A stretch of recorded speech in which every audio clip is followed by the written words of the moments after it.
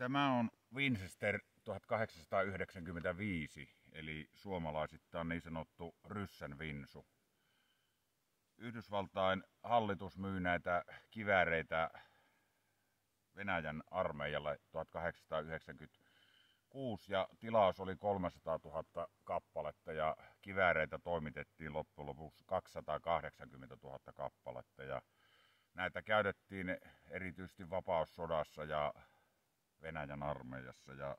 näitä oli sitten myös Suomen sodassakin Neuvostoliittoa vastaan käytössä. Ja esimerkiksi tämä ase on, kaliberi oli alun perin 762 54R, joka 54R oli neuvostoliittolainen kaliberi, mutta nämä sitten myöhemmin Suomessa paljolti muutettiin kaliberin 762 53R, koska 53R on tämä niin sanottu suomalainen kaliberi ja niissä on pieni 1,6 millin ero ja esimerkiksi tähän kivääriin ei käy enää 762 54R, se on liian pitkä tuohon pesään ja nämä on niin kuin tässäkin on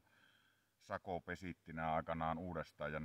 tässäkin on uusi piippu laitettu, että erittäin hyvä kivääri ampua ja toiminta varmaan. Ainoastaan mikä on, että makuammunnassa tämä ei ole soveltuva, kun tämä vipulukon toiminta ei vatsallaan ole hyvä käyttää, mutta esimerkiksi tällaista asennosta ja polvelta ja seisalta niin erittäin hyvä kivääri ampua ja itse ainakin tykkään, että todella hyvä ja makeen näköinen kivääri, että jenkit teki itselleen tätä samaa 895 kaliberissa 3006 ja tää oli sitten tää Rassian malli tällainen, että muuten kivääri on ihan sama, että hyvä kivääri, että suosittelen.